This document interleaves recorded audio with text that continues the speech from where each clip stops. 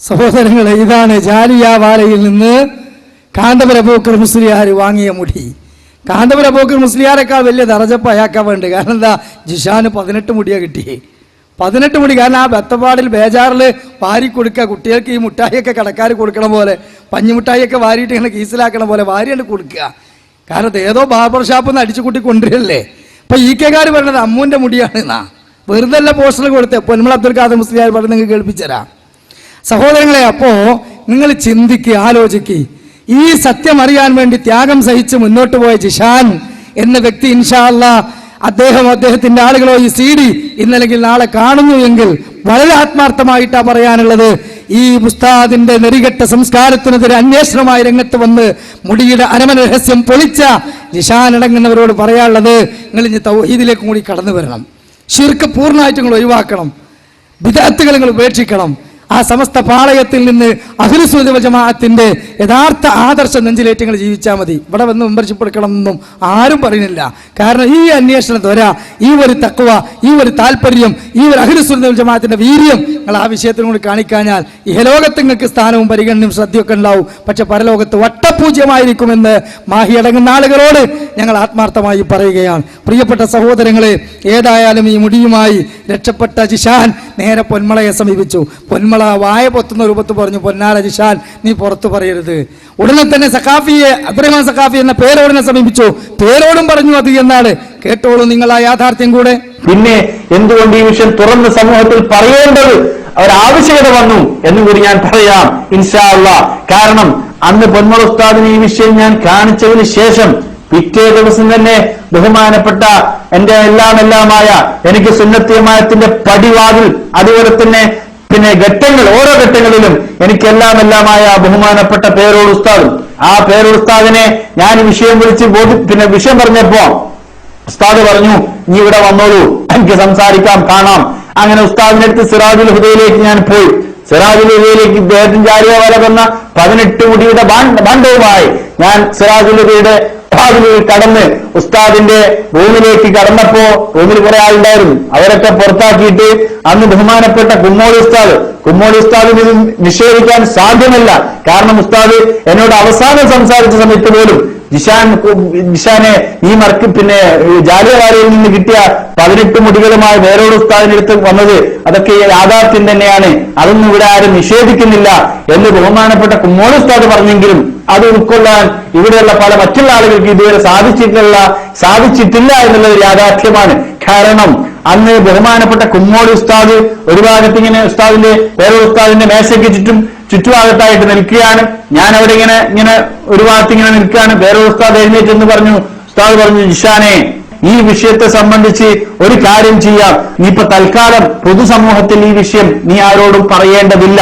കാരണം പറഞ്ഞാൽ അത് വലിയ ഫിത്നയ്ക്ക് കാരണമാകും, സുന്നത്തിയമായത്തിന്റെ കെട്ടുറപ്പിന് ബാധിക്കും എന്ന് മനസ്സിലാക്കി ഉസ്താദിന്റെ മഹത്തായ ഉപദേശം ഞാനത് ശിരസാവഹിച്ചുകൊണ്ട് തന്നെ 100% ഉൾക്കൊണ്ടുകൊണ്ട് തന്നെ ഞാൻ അവിടെ നിന്ന് ഇറങ്ങി. സഹോദരങ്ങളെ, അപ്പോ കാന്തപുര അബൂബക്കർ മുസ്ലിയാരുടെ ഏറ്റവും പ്രിയപ്പെട്ട ആളാ അബ്ദുറഹ്മാൻ സലഫി. പിന്നെ ഈ അബ്ദുറഹ്മാൻ സലഫി എന്നാ ഓർമ്മ വരുന്നത്. കാരണം എന്താ, ഇപ്പൊ യഥാർത്ഥത്തില് ഈ ആദർശ രംഗത്ത് ഇതിനെ തകർക്കാൻ വേണ്ടി ഇതിനകത്ത് തന്നെ ഇടംതിരിഞ്ഞ് നിൽക്കുന്ന ചില കീറാമുട്ടികളെ പേര് അറിയാതെ വന്നു പോവുകയാണ്. അപ്പൊ ഈ പേര് അബ്ദുറഹ്മാൻ സഖാഫി ഉണ്ടല്ലോ. അപ്പൊ ഈ അബ്ദുറഹ്മാൻ സഖാഫി ഉസ്താദിന്റെ ഏറ്റവും പ്രിയപ്പെട്ട ആളാണ്.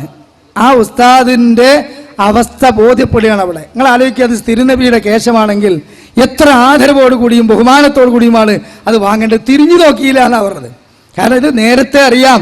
പിന്നെ അണ്ണാക്കിലേക്ക് നോട്ടുകെട്ടുകൾ തള്ളി വീഴുമ്പോൾ ഒരു സഖാഫിക്ക് സ്വപ്നം കാണാവുന്നതിലപ്പുറം എമൗണ്ടുകൾ കിട്ടുമ്പോൾ, സഹോദരങ്ങളെ, പാരത്രിക ലോകം വലിച്ചെറിഞ്ഞ് നൈമിഷിക ദുനിയാവിന്റെ പിന്നിൽ ഓടുന്ന പണ്ഡിതന്മാരുണ്ട് എന്ന് അങ്ങോട്ടൊന്നും പോണ്ടല്ലോ. കേരളത്തിൽ മുജാഹിദിനകത്ത് തന്നെ നിലപാടുകൾ മാറ്റിപ്പറഞ്ഞ പല വാടക പ്രാസംഗന്മാരെ കണ്ടാൽ പോലും നിങ്ങൾക്ക് കാര്യം ബോധ്യമാവും. അത് തുറന്ന് ഞങ്ങൾ പറയാണ്. അപ്പൊ അത് ബോധ്യമാകാൻ ഈ സമൂഹത്തിന്റെ ഏറ്റവും വലിയ ശാപം ഇത്തരത്തിലുള്ള പണ്ഡിതന്മാരാണെന്ന് ബോധ്യമാകാൻ സഹോദരങ്ങളെ, ഈ ജിഷാൻ മാഹി എന്ന വ്യക്തി കൂടുതൽ അന്വേഷണങ്ങളുമായി വീണ്ടും രംഗത്ത് വന്നപ്പോൾ കാന്തപുര അബൂബക്കർ മുസ്ലിയാരുടെ പ്രൈവറ്റ് സെക്രട്ടറി ആയിരുന്ന സ്വാലിഹ് സഖാഫി, ആ സഖാഫിയുമായി നെറ്റിലൂടെ ബന്ധപ്പെട്ട് സംസാരിച്ച് ആ രേഖകൾ അദ്ദേഹം പുറത്തുവിട്ടു. അദ്ദേഹം ആ സ്വാലിഹ് സഖാഫിയുമായി ബന്ധപ്പെട്ട അന്വേഷണത്തിൽ അവിടെ നിന്ന് കിട്ടിയ അവസ്ഥകൾ വിശദീകരിക്കുന്നുണ്ട്. അതുകൂടെ നിങ്ങൾ കേൾക്കുക. അങ്ങനെ ഞാൻ സാലിഹ് സഖാഫിയുമായുള്ള വ്യക്തിബന്ധം നിലനിർത്തി. പല പ്രാവശ്യവും അദ്ദേഹത്തിന്റെ സ്കൈപ്പ് ഐ ഡി അദ്ദേഹം വന്ന് തന്നിരുന്നു. ആ സ്കൈപ്പ് ഐ ഡിയിലൂടെ അദ്ദേഹത്തെ പലവട്ടം ഞാൻ വിളിച്ചു. പക്ഷേ ആദ്യ പല ഭാഗങ്ങളിലും ഞാൻ ഈ തിരികേശം എന്ന വിഷയത്തെ സംബന്ധിച്ച് ഒന്നും തന്നെ അദ്ദേഹത്തോട് ചോദിക്കുകയോ ഒന്നും ചെയ്തില്ല. അതിനുശേഷം ഞാൻ അദ്ദേഹത്തോട് ഒരു 5-6 പ്രാവശ്യം വിളിച്ചതിന് ശേഷം ചോദിച്ചു, സാലിഹ് സഖാഫി, ഞാനൊരു കാര്യം ചോദിച്ചാൽ നിങ്ങൾ സത്യം പറയില്ലേ എന്ന് ചോദിച്ചു. അപ്പൊ അദ്ദേഹം ചോദിച്ചു, എന്താണ് ജിഷാനെന്ന് ചോദിച്ചു. ഞാൻ പറഞ്ഞു, ഉസ്താദെ, ഈ തിരികേശം സംബന്ധിച്ചൊരു സനത് അത് ഉണ്ടാക്കിയതാണെന്ന് ഞാൻ പറഞ്ഞാൽ നിങ്ങൾ ഉസ്താദ് നിഷേധിക്കുമോ എന്ന് ചോദിച്ചപ്പോ അദ്ദേഹം ഒരു വല്ലാത്ത ചിരിച്ചിട്ട് എന്നോട് വെച്ചു, അതെന്താ അങ്ങനെ ചോദിക്കാൻ കാരണമെന്നോ? ഞാൻ പറഞ്ഞു, ഉസ്താദെ, നമ്മളൊക്കെ ചോറാ തിന്നുന്നത്. കാരണം ഉസ്താദിനെ അന്ന് ആദ്യ ദിവസം വിളിച്ചത് മുതൽ എനിക്ക് സംശയത്തിന്റെ കണികളുണ്ടായിരുന്നു. പക്ഷേ ഞാനിപ്പോ തൽക്കാലം ഇത് ആരോടും പരസ്യപ്പെടുത്താനൊന്നും പോകുന്നില്ല. കാരണം നമ്മളൊക്കെ മരിക്കണം എന്നുള്ള ബോധം ഉസ്താദിനുണ്ട്, എനിക്കുണ്ട്, ഒക്കെ എല്ലാവർക്കും. ഉസ്താദ് ഇനിയും എന്നോട് മറക്കേണ്ടതുണ്ടോ? ഉസ്താദിനെങ്കിലും ഈ വിഷയം സത്യസന്ധമായി പറഞ്ഞു തന്നുകൂടെ എന്ന് ചോദിച്ചപ്പോ അദ്ദേഹം പറഞ്ഞു, ജിഷാനെ, നീ ഇപ്പൊ ചോദിച്ചത് ഒരു ശുദ്ധ മനസ്സോടെയാണെന്ന് എനിക്ക് മനസ്സിലായിട്ടുണ്ട്. പക്ഷേ മറുഭാഗത്ത് ഈ വിഷയം എതിർത്തുകൊണ്ടിരിക്കുന്ന ഒരുപാട് കക്ഷികൾ എന്നിൽ നിന്ന് ഈ വിഷയം സംബന്ധിച്ച് എന്തെങ്കിലും ഒരു തെളിവ് കിട്ടാൻ അവർ ഒരുപാട് ശ്രമിച്ചിരുന്നു. പക്ഷേ ഒരു കേരളത്തിലൊരു വിവാദമുണ്ടാക്കാനോ അല്ലെങ്കിൽ സ്വന്തം കുടുംബത്തിലൊരു വിവാദമുണ്ടാക്കാനോ ഞാൻ ആഗ്രഹിക്കാത്തത് കൊണ്ട് തന്നെ ഞാൻ ആ വിഷയം ഒഴിഞ്ഞു മാറിയതാണ്. പക്ഷേ നീ ചോദിച്ചതിൽ പല യാഥാർത്ഥ്യങ്ങളും ഉൾക്കൊള്ളുന്നുണ്ട്. അല്ലോ, അപ്പോ വളരെ ആത്മാർത്ഥമായി ചോദിച്ചപ്പോ സഖാഫി പറഞ്ഞു കൊടുക്കുകയാണ്, ഉണ്ട്, അങ്ങനെ ഉണ്ട്. പിന്നെന്താണ്, ഇത് സമൂഹത്തിൽ വലിച്ചിട്ട് ഒരു വിവാദക്കാരനാകാൻ ഞാൻ ആഗ്രഹിക്കുന്നില്ല. അതിന്റെ കാരണം എന്താ? ഒന്ന്, ഉസ്താദിനെ പേടിച്ചിട്ട് തന്നെ തടി കേടാവും. രണ്ടാമത്, സഹോദരങ്ങളെ, യഥാർത്ഥത്തിൽ ഈ സമൂഹത്തിൽ ആദരവ് നഷ്ടപ്പെടും. അതുകൊണ്ട് എന്ത് ചെയ്തു? എല്ലാ തരത്തിലുള്ള ചൂഷണത്തിൽ നിന്നും പരമാവധി മുക്തായി അദ്ദേഹം കുടുംബസമേതം ന്യൂസിലാൻഡിലേക്ക് പോയി അവിടെ സ്വസ്ഥമായിട്ട് ജീവിക്കുകയാണ്. വീണ്ടും ജിഷാൻ മാഹിക്കിയോട് ചോദിച്ച സമയത്ത് അവസാനം ഒരു വലിയ യാഥാർത്ഥ്യം അദ്ദേഹം പറഞ്ഞു കൊടുത്തു. എന്താ അറിയങ്ങള്? അത് നിങ്ങളത് കേട്ടോളൂ. ഞാൻ സാലിഹിനോട് അടുത്ത ചോദ്യം ചോദിച്ചു, സാലിഹ് സഖാഫി, നിങ്ങളൊരു പണ്ഡിതനല്ലേ? നിങ്ങൾ ചെയ്ത പ്രവർത്തനം ഷഹാദത്തു സൂർ മഹാനായ നബി സല്ലല്ലാഹു അലൈഹി വസല്ലമ തങ്ങൾ വരെ മുട്ടുന്ന 45ഓളം പണ്ഡിതന്മാരുടെ മഹാന്മാരായ ഏതെങ്കിലും ഒരു ജിഷാൻ മാഹിയുടേതോ അല്ലെങ്കിൽ ഏതെങ്കിലും ഒരു ഉമർ സഖാഫിയുടേതോ അല്ലെങ്കിൽ വേറെ ഏതെങ്കിലും ഒരു അഹ്സനിയുടെയോ സഖാഫിയുടെയോ പേര് വെച്ചുണ്ടാക്കിയ ഒരു വിഷയമല്ല. ഔലിയാക്കന്മാരും അതുപോലെ തന്നെ പ്രമുഖന്മാരുമായ ഒരുപാട് മഹാന്മാരായ 40-ലധികം വരുന്ന ഇമാമുകളുടെ പേരുകൾ ചേർത്തുകൊണ്ട് അത് റസൂലുള്ളാഹി സ്വല്ലല്ലാഹു അലൈഹി വസല്ലമ തങ്ങളിലേക്ക് മുട്ടിക്കുന്ന ഒരു വിഷയമുണ്ടായപ്പോ നിങ്ങൾക്ക് ഈ വിഷയത്തിൽ ഒരു കുറ്റബോധവും സാലിഹ് സഖാഫി നിങ്ങൾക്കുണ്ടായില്ലേ എന്ന് വിനീതനായി ഞാൻ ചോദിച്ചു.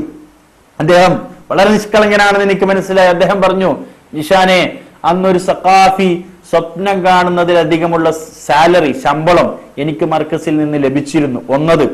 രണ്ടാമത്തെ വിഷയം, ശമ്പളത്തിന് പുറമെ രണ്ടാമത്തെ വിഷയം, ബഹുമാനപ്പെട്ട കാന്തപുര ഉസ്താദിന്റെ കൂടെ നിൽക്കുന്ന ഒരു സെക്രട്ടറി ലെവലിൽ ജോലി ചെയ്യുന്ന ഒരു ഉദ്യോഗം. ആര് കണ്ടാലും ബഹുമാനിക്കും, ആദരിക്കും, സ്നേഹിക്കും. അതൊക്കെ ആ സമയത്ത് ഈ ഒരു സത്യം, ഈ ഒരു കുറ്റം ചെയ്യുന്നതിൽ നിന്ന് എന്നെ തടഞ്ഞില്ല എന്ന് അദ്ദേഹം കുറ്റസമ്മതം നടത്തി. ഞാൻ അദ്ദേഹത്തോട് ചോദിച്ചു, നിങ്ങൾക്ക് ഒരിക്കലും ഈ വിഷയത്തിൽ കുറ്റബോധം ഉണ്ടായില്ലേ? അദ്ദേഹം പറഞ്ഞു, കുറ്റബോധം ഉള്ളത് കൊണ്ടാണ് ഈ വിഷയം ഇനിയെങ്കിലും നിങ്ങളെപ്പോലുള്ള സത്യാവസ്ഥ മനസ്സിലാക്കാൻ ആഗ്രഹിക്കുന്ന ചിലരോടെങ്കിലും എനിക്ക് പറയണം എന്നുള്ളത് കൊണ്ട് നിങ്ങളോടെങ്കിലും ഈ വിഷയം എനിക്കൊന്ന് പറയാൻ തോന്നി, അതുകൊണ്ട് നിങ്ങളോട് പറഞ്ഞു. പക്ഷേ എന്റെ പേര് നിങ്ങൾ സമൂഹത്തിൽ വലിച്ചിഴക്കരുത്. കാരണം ഞാൻ ഒരു ചെറിയ കുടുംബമായിട്ട് കഴിഞ്ഞുകൂടുകയാണ്. മറുഭാഗത്തുള്ള ഉസ്താദ്, കാന്തപുര ഉസ്താദ് ശക്തനായ ഒരു നേതാവാണ്. സംഘടനാ വൈഭവത്തിൽ ആർക്കും വെല്ലാൻ കഴിയാത്ത വിധം അത് ഉസ്താദിന്റെ കഴിവും ആ പ്രാപ്തിയൊക്കെ ഇവിടെ തെളിയിച്ചതാണ്. അതുകൊണ്ട് ഉസ്താദുമായിട്ടൊന്നും ഏറ്റുമുട്ടാനുള്ള ശക്തി ഈ പാവപ്പെട്ട സാലിഹിനില്ല. അതുകൊണ്ട് എന്തോ ആകട്ടെ, അതൊക്കെ മടുത്തുകൊണ്ടാണ് ഞാൻ ഈ കടല് താണ്ടി ന്യൂസിലാൻഡിൽ വന്ന് ഇവിടെ ജീവിക്കുന്നത്. അതുകൊണ്ട് ആ വിഷയ സംബന്ധമായി എനിക്കറിയാൻ യാതൊരു താല്പര്യവുമില്ല. അത് സഹോദരങ്ങളെ, കൃത്യമായി കേട്ടില്ലേ? ഇതാണ് കാന്തപുരത്തിന്റെ കൂടെ ഏറ്റവും അടുത്തു നിന്ന ആളുകളുടെ മനസ്ഥിതി പോലും. ഇതൊക്കെ എന്തുകൊണ്ട് അവരാരും നിഷേധിക്കുന്നില്ല? ജിഷാൻ പറയുന്നത് കളവാണ്, അങ്ങനെ ഒരിക്കലും സംഭവിച്ചിട്ടില്ല എന്ന് പറയാൻ പറ്റുമോ? ഇല്ല, എല്ലാം ജിഷാൻ റെക്കോർഡ് ചെയ്തിട്ടുണ്ട്. നിഷേധിക്കുന്ന ആളുകൾക്ക് ഡോസായിട്ട് റെക്കോർഡിങ്ങനെ ഇട്ട് കൊടുക്കുകയാണ്. അപ്പൊ നൗഷാദ് ഹസനി ഈ മുടി വ്യാജമാണെന്ന് 100% ഉറപ്പുള്ള ആളാണ്. എന്നിട്ട് മൗലി ചൊല്ലി തക്ബീർ ചൊല്ലി ഉസ്താദിന് വേണ്ടി കവലകളിൽ വഅദ് പറഞ്ഞ് സാധാരണക്കാരെ പറ്റിച്ച ആളാണ്. അവസാനം ഇത് ജിഷാൻ പുറത്തുവിട്ടപ്പോൾ ഈ നൗഷാദ് ഹസനി പറഞ്ഞു എന്ത്, ജിഷാൻ എന്ന് പറയുന്നവൻ മുനാഫിഖാണ്. ഉടനെ തിരിച്ച് ഈ മുനാഫിക്കിന്റെ യഥാർത്ഥ സ്വഭാവം ആർക്കാണുള്ളത് എന്ന് ക്ലിപ്പ് സഹിതം പുറത്തുവിട്ടു. നൗഷാദിന് മിണ്ടാൻ പറ്റിയിട്ടില്ല, നൗഷാദ് ഹസനിക്ക്. കേട്ടില്ലേ നിങ്ങൾ സഹോദരങ്ങളെ? അപ്പൊ നിങ്ങൾ മനസ്സിലാക്കേണ്ടത് ഇത് യഥാർത്ഥത്തിൽ വമ്പിച്ച ഒരു ചൂഷണമായിരുന്നു, തട്ടിപ്പായിരുന്നു. അതുകൊണ്ടാണ് കേരളത്തിൽ സഖാഫികളുടെ കൂട്ടത്തിൽ വളരെ സീനിയറായ അനവധി ശിഷ്യന്മാരിൽ ആലിമായ പൊന്മള അബ്ദുൽ ഖാദർ മുസ്ലിയാരെ ഇപ്പൊ ഭയപ്പെട്ടുകൊണ്ട് കാന്തപുര വിഭാഗത്തിലെ മറ്റു ആളുകൾ നിലനിൽക്കുന്നത്. എന്താ, ഈ മുടിയുമായി ബന്ധപ്പെട്ട് ഇനി പള്ളിയോ വെള്ളം കുടിപ്പിക്കുന്ന സംസ്കാരമോ തുടർന്നാൽ ഇതിന്റെ പേരിൽ പിളർത്തേണ്ടി വന്നാൽ പിളർത്തും എന്നുള്ള അർത്ഥത്തിലാണ് നിൽക്കുന്നത്. അതുകൊണ്ട് അകത്തളത്തിൽ ഇപ്പോ ഗ്രൂപ്പിസങ്ങളുടെ മാലപ്പടക്കം പൊട്ടിക്കൊണ്ടിരിക്കുകയാണ്, പല തരത്തിലുള്ള കക്ഷികളായി രൂപാന്തരപ്പെട്ടിരിക്കുകയാണ്. അതുകൊണ്ട് തന്നെ ആ പിളർപ്പ് വിശദീകരിക്കുമ്പോൾ പൊന്മള അബ്ദുൽ ഖാദർ മുസ്ലിയാർ ജിഷാൻ മായി എന്ന വ്യക്തിയോടുള്ള ഫോൺ സംഭാഷണത്തിൽ കൃത്യമായി പറയുന്നു, ജിഷാൻ എന്ത്, ഈ കാന്തപുരം കൊണ്ടുവന്ന മുടി ജാലിയൻവാലയിൽ നിന്നാണല്ലോ, അത് മൂപ്പർക്ക് അറിയാന്ന് പറഞ്ഞു. എങ്കിൽ ആ EK വിഭാഗം വാങ്ങിയ മുടി അത് ഇവിടെ കത്തിച്ചു കാണിച്ച് പൊളിച്ചപ്പോ കാന്തപുര അബൂബക്കർ മുസ്ലിയാർ അദ്ദേഹത്തെ സ്വാധീനിച്ചു, അദ്ദേഹം കേസ് കൊടുത്തു. അങ്ങനെ ഞാൻ തന്ന മുടി തിരിച്ചു തരണമെന്ന് ആവശ്യപ്പെട്ടപ്പോ ഇവരെടുത്ത് മുടിയില്ല. അവസാനം ഇസ്ലാമിക് സെന്റർ അടിച്ചു വാരുന്ന അമ്മുവിന്റെ മുടി അത് കൊണ്ടുപോയി കൊടുത്തു, അത് വാങ്ങി വെച്ചു ഇയാൾ എന്നാണ്. മാത്രമല്ല ഈ ആള് മർക്കസിലേക്ക് വന്നിട്ടുണ്ട് അത്രയും. അപ്പൊ പൊന്മളയൊക്കെ ഞാൻ അറിഞ്ഞിട്ടില്ലല്ലോ, സുബ്ഹാനല്ലാഹ്, ഇനി എന്തൊക്കെ അതാപാ സംഭവിക്കാൻ പോണത്. അല്ല, ഇപ്പൊ ഒരു പുതിയ മുടിയായിട്ടാ വന്നത്, ജീലാനിന്റെ മുടിയായിട്ട്. അപ്പൊ പൊന്മള ചിരിച്ചിട്ട് പറയാണ്, ഇവിടെ കൊണ്ടുവന്ന മുടി തന്നെ ഒന്നും ആയിട്ടില്ല, അതിന്റെ കൊതുകലം തന്നെ ഇവിടെ അവസാനിച്ചിട്ടില്ല. ചിരിക്കുകയാണ്. ഒരു പണ്ഡിതനാണ് ചിരിക്കുന്നെങ്കിൽ ആ മുടിയുടെ അവസ്ഥ മനസ്സിലാക്കിയിട്ടല്ലേ നിങ്ങൾ ചിന്തിച്ചോളൂ സഹോദരങ്ങളെ. ആ ഫോൺ കോൾ ഒന്ന് കേട്ടോളൂ. ഏറ്റവും വലിയ രസം എന്ന് പറഞ്ഞാൽ ഇത് ഉസ്താദെ ഒരു വല്ലാത്ത അവസ്ഥയിലേക്കാണ് ഇപ്പൊ കാര്യങ്ങൾ പോക്ക്. അതായത് ഈ ജാലിയൻവാല അമ്പലക്കടവിന് കൊടുത്ത ഒരു 7 മുടിയുണ്ടല്ലോ, അത് ഇവര് പോലീസ് കേസ് കൊടുത്തിട്ട് തിരിച്ചു വാങ്ങിയിരുന്നു. ആ തിരിച്ച് ഇവര് കിട്ടിയപ്പോ നൗഷാദ് ഹസീനെ അടക്കം കുറെ ആളുകൾ അത് പിന്നെ മൗലിദൊക്കെ ചൊല്ലി തലവൽ ബദുവലൊക്കെ പാടിയിട്ടാണ്. അതൊക്കെ ഞങ്ങൾ ഇന്നാള് പറഞ്ഞു, ഞങ്ങൾ ഇന്നാള് പിന്നെ കൂടിയപ്പോ അതിനെ പറ്റിയൊക്കെ പറഞ്ഞു. എല്ലാം വളരെ റോങ് പരിപാടിയാണ്. അല്ല, എന്നിട്ട് ഉസ്താദിന്റെ വിഷയം പറഞ്ഞാൽ ഞാൻ ഇന്ന് പറഞ്ഞത് അത് ഇവർ ഇസ്ലാമിക് സെന്ററിൽ കോഴിക്കോട് അവിടെ അടിച്ചു വാരുന്ന അമ്മു എന്ന് പറയുന്ന ഒരു സ്ത്രീയുടെ മുടിയാ പോലെ ഇവർ ജാലിയൻവാലക്ക് ഇവർ തിരിച്ചു കൊടുത്തത്. എനിക്ക് സത്യമില്ലാത്തത് ഞാൻ കേട്ടത്. അപ്പൊ തിരിച്ചു കൊടുത്തത്. അപ്പൊ എന്നിട്ട് അല്ലെങ്കിൽ എന്തായാലും അർത്ഥം തിരിച്ചു കൊടുക്കുമ്പോൾ വിശ്വസ്തമായി അവര് കൊടുക്കുന്ന നമുക്ക് എന്ത് ചെയ്യാൻ കഴിയോ? അതെന്നെ ചോദിക്കും. അപ്പൊ ഇവര് പറയുന്ന വെച്ചാല് ജാലിയൻവാലക്ക് അയാൾക്ക് തന്ന മുടി പോലും തിരിച്ചു വാങ്ങുമ്പോ അതുപോലും ഉറപ്പിക്കാൻ ഇയാൾക്ക് കഴിയുന്നില്ല എന്ന് ഇവരിപ്പം പറയുന്നത്. എന്നിട്ട് ഇവര് പറയുന്ന അമ്മു ജീവനോടുണ്ട്, ഇനി അമ്മുവിന്റെ മുടിയാണെന്ന് തെളിയിക്കാൻ ഒരു DNA ടെസ്റ്റ് നടത്താൻ നമ്മൾ തയ്യാറാണെന്ന് ഇവരിപ്പം പറയുന്നത്. യാത്രയിൽ ഇപ്പം സുഖായം പറയാൻ പറ്റുന്ന തരത്തിലുള്ള പുസ്തകം നിങ്ങൾ പറയും. ഞാൻ അങ്ങനത്തെ ട്രെയിൻ കയറിയില്ല, വണ്ടിയിലാണ്, നമ്മളെ വണ്ടിയിലെപ്പോഴേ കോഴിക്കോട്ട് പോയിക്കൊണ്ടിരിക്കും. ശരി. ഹലോ, ഇപ്പൊ ഒന്നായിട്ട് പറയുന്ന അടുത്ത ആളുള്ള ബുദ്ധിമുട്ടല്ല പറഞ്ഞിട്ടാ ഇല്ലല്ലോ ഇപ്പൊ പറയും. എല്ലാ ഉസ്താദ് ഇതേടല്ല പോയിട്ട് എത്തി. ഈ മനുഷ്യന് മർക്കസിൽ വന്നിട്ടുണ്ടല്ലോ ഉസ്താദ്, അറിയണേ? ഇല്ലല്ലോ. ആര്? ഈ ജാലിയൻവാല മർക്കസിൽ വന്നിട്ടുണ്ട്. എന്ന്? ഇയാള് മെഞ്ഞാന്ന് എത്തിയത്.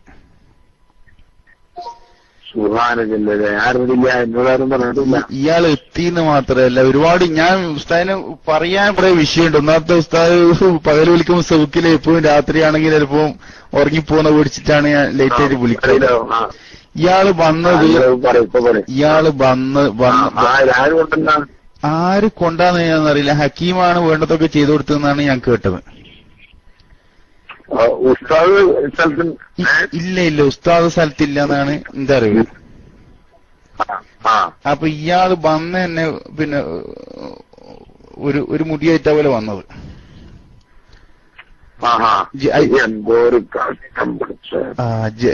ജീലാനി ഒരു വൈക്ക് ആയിട്ടില്ല. എന്നിട്ടപ്പോ ഒരു വൈക്ക് ആയിട്ടില്ല. എന്നിട്ടപ്പോ ജീലാനി തങ്ങളെ മുടിയൊന്നും പറ്റാണ്, പിന്നെ ഷെയ്ഖ് ജീലാനി തങ്ങളെ മുടിയൊന്നും പറ്റാണ് ഈ എളുപ്പം കൊണ്ടാണ്. എന്നിട്ട് അയിമേൽ കുറെ ആള് ഇനിയിപ്പോ അടുത്ത ജീലാനി മുടിയുമായി ബന്ധപ്പെട്ടുള്ള ബിസിനസ്സാണ്. എന്തെങ്കിലും ആയിട്ട് നിങ്ങൾ കേട്ടിട്ടില്ലേ, പണ്ട് നടുക്കടലിൽ പോയാലും നായ നക്കിയെ കുടിക്കും, ഒരു പഴഞ്ചൊല്ലാണത്. കാരണം ഈ സ്വഭാവമുള്ള മനുഷ്യന്മാർക്ക് എവിടെ പോയാലും പണമാണ് ചിന്ത, എന്തെങ്കിലും ആയിട്ട് പൈസ ഉണ്ടാക്കണം എന്നുള്ളൊരു ചിന്ത മാത്രമേ ഉള്ളൂ. പക്ഷേ ഇപ്പൊ 1000 പോയിട്ടുള്ളൂ, പരലോകം നഷ്ടപ്പെട്ടിട്ടില്ല. ഇത് വലിയൊരു സാമ്രാജ്യമാക്കി ബിസിനസ് ആക്കി ഇയാൾ ചൂഷണം ചെയ്യാൻ വേണ്ടിയിട്ടായിരുന്നത്. അതുകൊണ്ട് അത് കൃത്യമായി ബോധ്യപ്പെടുത്തുകയാണ് സഹോദരങ്ങളെ. അതിനെപ്പറ്റി സംസാരിക്കുന്ന അഷ്റഫ് ഫൈസിയുടെ വാക്കും പേരോടിന്റെ വാക്കും നിങ്ങൾ കലർന്നൊന്ന് കേട്ടോളൂ. പള്ളി ഉണ്ടാക്കുന്ന ആരോ ഞങ്ങൾ കൂട്ടി പ്രസംഗിച്ചപ്പോ ഒരാൾ പറഞ്ഞു, ഈ മുടിക്ക് വേണ്ടി പ്രത്യേകമായി പള്ളി ഉണ്ടാക്കൽ എവിടെ ഉണ്ടായിട്ടില്ല, അങ്ങനെ ഒരു സംഭവം ഇല്ല എന്ന് പറഞ്ഞപ്പോ അതിന് മറുപടി പറയുന്നത് എന്താന്ന് വെച്ചാല്, കേൾക്ക്, മുടി ഉണ്ടാക്കാനല്ല പോലും പള്ളി. ഒരേ ശ്വാസത്തിൽ രണ്ടും പറയുന്നു. മുടിക്കല്ല പള്ളി, മുടി സംരക്ഷിക്കാനല്ല പള്ളി, നിക്കിരിക്കാനാ പള്ളി. മുടി സംരക്ഷിക്കാൻ അല്ല പള്ളി, ആ മുടി ദർശിക്കാൻ വരുന്നവർക്ക് നിസ്കരിക്കാനാണ് പള്ളി. അവിടെ വരുന്ന ആളുകൾക്ക് സൗകര്യത്തിനാണ് പള്ളി. അങ്ങനത്തെ ഒരു സ്ഥലത്ത് ഈ മുടി കൊണ്ടുപോയി സൂക്ഷിച്ചാലേ എല്ലാവർക്കും അതിന്റെ ബറക്കത്തെടുക്കാനുള്ള സൗകര്യം കിട്ടൂ. അവൻ മുടി സൂക്ഷിക്കാനാണ് പള്ളി, മുടി സൂക്ഷിക്കാനല്ല പള്ളി. മനസ്സിലായില്ലേ? മുടി സംരക്ഷിക്കാനല്ല പള്ളി, മുടി കാണാൻ വരുന്നവർക്ക് വേണ്ടി നിസ്കരിക്കാനാണ് പള്ളി എന്ന് പറയുന്നു. ഇനി അതും അല്ലാന്നാ തോന്നുന്നു. എന്താ വെച്ചാ പിന്നെ കുറച്ച് കഴിഞ്ഞിട്ട് മൂപ്പര് തന്നെ പറയുന്നുണ്ട് വേറെ. ഇവിടെ നേരത്തെ മരിച്ചുപോയൊരു രാജ്ഞിയുടെ പേരിൽ ഒരു വലിയ താജ്മഹൽ നിർമ്മിച്ചപ്പോ ആ നിർമ്മിച്ച രാജാവ് മരണപ്പെട്ടു പോയി. കാലം കുറെ കഴിഞ്ഞെങ്കിലും ഇന്നും ഇന്ത്യ രാജ്യത്തിന് അഭിമാനമാണ്. ഇന്ത്യക്ക് മുതൽക്കൂട്ടാണ്, ഇന്ത്യ രാജ്യത്തിന് അത് ഏറ്റവും വലിയ മുതൽക്കൂട്ടാണ്.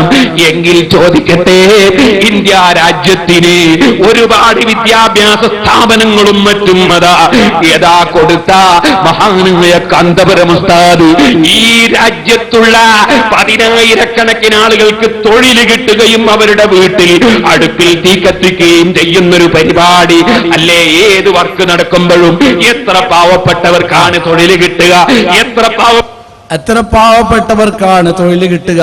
അതിനു വേണ്ടിയാണ് ഈ പള്ളി ഉണ്ടാക്കുന്നത്. അതിന്റെ പരിസരത്ത് സഹോദരന്മാരെ ഉയർന്ന ടൗൺഷിപ്പ് ഉയർന്നു വരുന്നുണ്ട്. ആ ഉയർന്നു വരുന്ന ടൗൺഷിപ്പിൽ ഞങ്ങൾ ഇങ്ങനെ കച്ചവടം നടത്തിക്കൊണ്ടിരിക്കുന്നുണ്ട്. ഫ്ലാറ്റ് ബുക്കിംഗ് തുടങ്ങിയിട്ടുണ്ട്, വില്ലാ ബുക്കിംഗ് തുടങ്ങിയിട്ടുണ്ട്, ഷെയർ ചേർക്കാൻ വേണ്ടി തുടങ്ങിയിട്ടുണ്ട്. അങ്ങനെ ഏക്കർ കണക്കിന് തലത്ത് ഞങ്ങൾ ഇങ്ങനെ ബിസിനസ് ഉണ്ടാക്കുന്നതിന് നിങ്ങൾക്ക് എന്താണ് സഹോദരന്മാരെ? നിങ്ങൾക്ക് എന്താ അതുകൊണ്ട് എന്നാ ചോദിക്കുന്നത്. ഞങ്ങൾക്ക് എന്താ അതുകൊണ്ട്? ഇങ്ങനെ വരുന്നുണ്ട്. അങ്ങനെ വന്നാൽ അവിടെ മുടി വെച്ചാൽ ആ ശരതൊന്നുമില്ലാത്ത മുടിയാണെന്നറിഞ്ഞുകൊണ്ടാണെങ്കിലും വെച്ചാൽ ഇതൊന്നും അറിയാത്ത കുറെ പൊട്ടന്മാര് പല ഭാഗത്തു നിന്നും വരുമല്ലോ. അങ്ങനെ വന്നാൽ ഇതൊരു ടൂറിസ്റ്റ് കേന്ദ്രമായി പ്രചരിപ്പിക്കാൻ ഞങ്ങൾക്ക് യാതൊരു പണിയുമില്ലല്ലോ. അങ്ങനെ പ്രചരിപ്പിച്ചു കഴിഞ്ഞാൽ ദിവസം വരുന്ന 25,000 ആള്, ആയിരക്കണക്കിന് ആളുകൾ ഈ പണ്ടാരത്തിൽ പൈസ കിട്ടാൽ ദിവസവും പിരിവിന് പിന്നെ വല്ലതും ചിന്തിക്കാനുണ്ടോ? വരുമാനം അങ്ങനെ ഉണ്ടാകല്ലേ. അങ്ങനെ ഞങ്ങൾക്ക് സ്ഥിരം വരുമാനം ഉണ്ടാക്കുന്നതിന് നിങ്ങൾക്ക് എന്താണെന്ന് നിന്ന് തന്നാൽ അതിനല്ലേ ഞങ്ങൾ ഐക്യമൊക്കെ പറഞ്ഞു നടന്നത്. ഈ വെള്ളം നിങ്ങളെ കൊണ്ട് വിപ്പിക്കാനല്ലേ ഞങ്ങൾ ശ്രമിച്ചത്. അത് നടക്കാതെ പോയത് കൊണ്ടല്ലേ. സഹോദരങ്ങൾ ചിന്തിക്ക്, അന്ധമായി അവർ പറയുന്നത് അങ്ങനെ തന്നെ വിഴുങ്ങുന്നവർ ചിന്തിക്ക്. ഈ രൂപത്തിലാണ് സുന്നത്തിയമായത്തെങ്കിൽ നിങ്ങളെ കയ്യിലുള്ള സുന്നത്തിയമായത്തിന്റെ അവസ്ഥ എന്താണ്? ഒരു അമ്മുവിന്റെ മുടിയാണോ, ജാലിയാവാലയുടെ മുടിയാണോ, അല്ല കാന്തപുരം അബൂബക്കർ മുസ്ലിയാർ വേറെ ഏതെങ്കിലും ബാർബർ ഷോപ്പിൽ നിന്ന് ഇറക്കുമതി ചെയ്തതാണോ?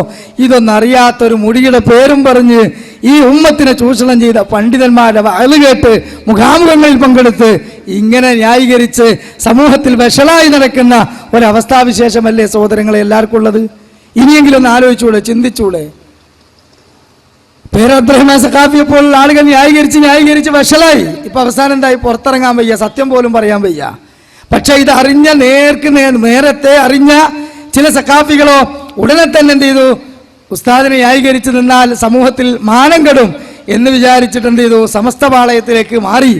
അതിൽപ്പെട്ട ഇസ്മായിൽ സഖാഫി കൃത്യമായി കൊണ്ട് ഈ പേര് അബ്ദുറഹ്മാൻ സഖാഫിയെ പറ്റി ഒരു ചെറിയ പരാമർശം നടത്തുന്നുണ്ട്. മാത്രല്ല ഉസ്താദിനെ പറ്റിയും നടത്തുന്നുണ്ട്. ശിഷ്യന്മാരുടെ പ്രതികരണമാണ്, ശിഷ്യന്മാരുടെ അവലോകനമാണ്. നിങ്ങൾ ചിന്തിക്കുക, നിങ്ങൾ ആദരിക്കുന്ന പണ്ഡിതന്മാരാണ് ഈ പറഞ്ഞു തരുന്നത്. കേട്ടോളൂ.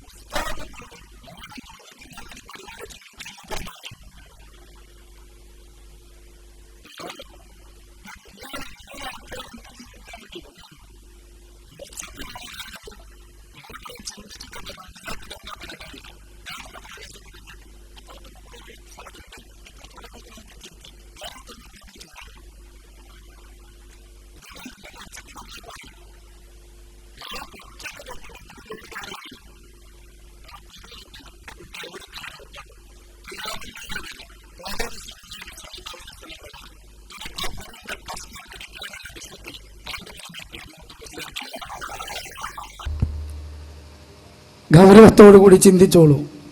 ഈ വിഷയത്തിന്റെ ഏറ്റവും അവസാന ഭാഗത്തേക്കാണ് പ്രവേശിച്ചുകൊണ്ടിരിക്കുന്നത്. പരലോകത്തിന്റെ കാര്യമാണ്. മഅ്ശറയിൽ ഒറ്റക്കാണ് വിചാരണക്ക് വിധേയമാവുക. അതുകൊണ്ട് തന്നെ അൽഹംദുലില്ലാ ഈ ചൂഷണത്തിൽ അകപ്പെട്ടു പോയ പല ആളുകളും ഈ നെറികേടുകളെ കുറിച്ച് പഠിക്കാനും അവസാനം ഉസ്താദിന്റെ ഈ മുടിയിട്ട വെള്ളം ബോട്ടലിലാക്കി ഖത്തറിലേക്ക് ജോലി ആവശ്യാർത്ഥം ഖത്തറിലേക്ക് പോകുന്ന ജിഷാൻ എന്ന് പറയുന്ന പ്രവർത്തകൻ ഡ്യൂട്ടിക്ക് പോകുമ്പോൾ ബോട്ടൽ ചുംബിച്ചാണ് പോകാറുള്ളത് എന്ന് പറഞ്ഞ അയാൾ വരെ ഇപ്പൊ ഈ അവസ്ഥയിലേക്ക് എത്തിയെങ്കിൽ ഇപ്പൊ കൗമ മാറി ചിന്തിക്കാൻ തുടങ്ങി. ഒരു കാലത്ത് നമുക്കറിയാമായിരുന്നു, ഇവിടെ മുജാഹിദ് പ്രസ്ഥാനം ബഹൽ പറയുമ്പോൾ സമൂഹത്തിൽ അത് കൃത്യമായി ഉൾക്കൊള്ളുന്ന സമയത്ത് ആളുകളെ ഇവർ ഇളക്കി വിട്ടിട്ട് ചോദിക്കുമെന്ത്, ഇങ്ങനെയാണെങ്കിൽ ഞങ്ങൾ വാപ്പ മുശ്രിക്കല്ലേ, അങ്ങനെയാണെങ്കിൽ എൻ്റെ വല്യാപ്പ മുശ്രിക്കല്ലേ, ഓലക്കൾ നേർച്ച ചോറ് തിന്നല്ലേ, അങ്ങനെയാണെങ്കിൽ ഞങ്ങളുടെ അർത്ഥം നിങ്ങൾക്ക് തിന്നാൻ പറ്റുമോ, ഞങ്ങളെ കുട്ടികളെ നിങ്ങൾക്ക് കെട്ടാൻ പറ്റുമോ എന്നൊക്കെ ചോദിച്ചിരുന്നു. ഇപ്പം ആ ചോദ്യമൊക്കെ ഒഴിവായി. കാരണം എന്താ, സാധാരണക്കാരന് മനസ്സിലായി മുജാഹിദ് പ്രസ്ഥാനത്തിലെ ആളുകൾക്ക്, ഈ പറഞ്ഞ ഗുണമുള്ള ആളുകൾക്ക് ഒരു കുഴപ്പമില്ല. ഒരു ഖുർആനും സുന്നത്തും സലഫ് സാലികളുടെ മാർഗ്ഗം അനുസരിച്ച് പ്രബോധനം ചെയ്യുന്നവരാണ്, അത് പരമാവധി ജീവിതത്തിൽ പകർത്തുന്നവരാണ്. ഒറിജിനൽ സുന്നത്തി ജമാഅത്തിന്റെ ആളുകൾ ഇവർ തന്നെയാണ്. അതുകൊണ്ട് ഇവരെ കുട്ടികളെ കെട്ടും ചെയ്യുക, അങ്ങോട്ട് കെട്ടിക്കും ചെയ്യുക, അതുപോലെ തന്നെ മുസൽമാനുമായുള്ള ഇടപാടൊക്കെ ഇവിടെ പറ്റും. പക്ഷേ ഇപ്പൊ ഞങ്ങളെ സംശയം മുസ്ലിയാക്കന്മാരായ നിങ്ങളെ തുടരാൻ പറ്റുമോ എന്നാണ്. ഞാനല്ല ചോദിക്കുന്നത്, സമസ്തയിലെ പ്രവർത്തകരാ ചോദിക്കുന്നത്. ഓല് നോമ്പ് പ്രഖ്യാപിച്ചാൽ നമുക്ക് നോമ്പ് വിൽക്കാൻ പറ്റുമോ? ഈ കാന്തപുര ഉസ്താദിനെ പോലെയുള്ള ആളുകളൊക്കെ പെരുന്നാൾ പ്രഖ്യാപിച്ചാൽ നമുക്ക് പെരുന്നാൾ കൊണ്ടാടാൻ പറ്റുമോ? അവരെ തുടർന്ന് നിസ്കരിക്കാൻ പറ്റുമോ? എന്താ മറുപടി? നമ്മൾ മറുപടി പറഞ്ഞാൽ വലിയ വിവാദമാവും. ഇവരെന്നെ മറുപടി പറഞ്ഞോട്ടെ, കേട്ടോളൂ നിങ്ങൾ ആ ചോദ്യത്തിനുള്ള മറുപടി. ഹുസൈൻ ചേലമ്ര.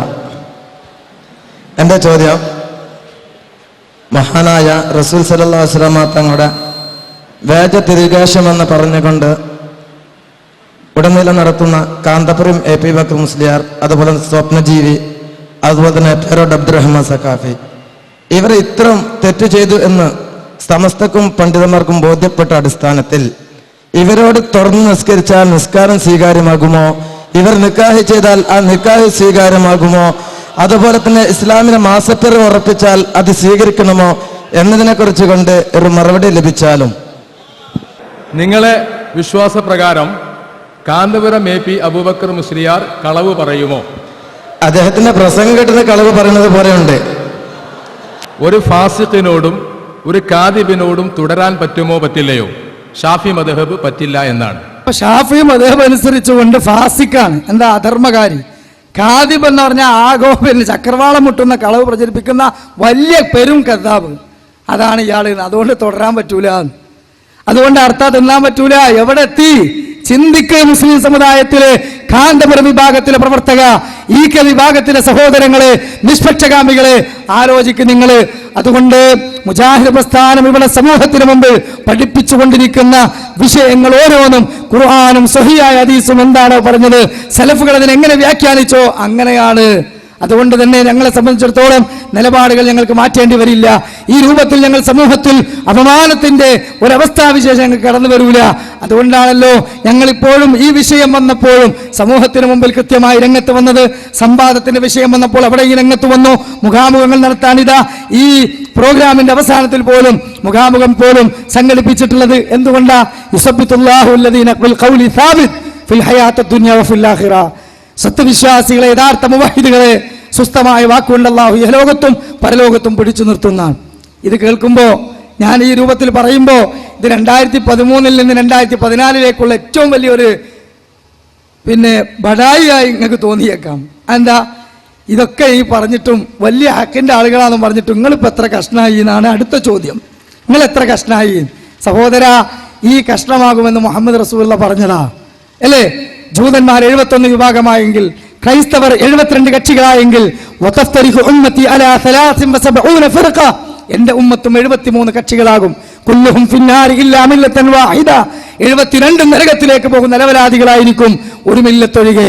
ആരാണെന്ന് ചോദിച്ചപ്പോൾ മാ അനാ അലൈഹി വഅസ്ഹാബി, ഞാനും എന്റെ സ്വഹാബത്തും ഏതൊരു നിലപാടിലാണോ ജീവിച്ചത് ആ നിലപാട് കൈക്കൊള്ളുന്നവർന്നാണ്. ആ നിലപാടിൽ നിന്ന് പുറത്തു പോയവരാണ് സഹോദരങ്ങളെ കക്ഷിത്വത്തിൽ ഏർപ്പെട്ടത്.